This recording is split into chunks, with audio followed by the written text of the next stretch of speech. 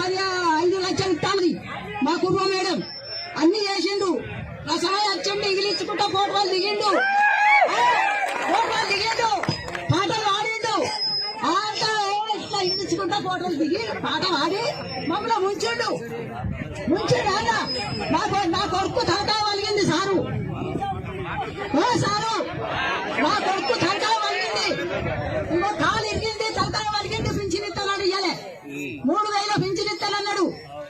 తలకాయ వలిగింది, పోయాడు తలకాయ ఇంటి వలిగింది. ఎందుకయ్యా అని తప్పించుకోవద్దు, మేము మిమ్మల్ని మేము కోరుకుంటున్నాం, మిమ్మల్ని కోరుకున్నప్పుడు మాకు మంచిగా చేయాలి మీరు, తెలుసా?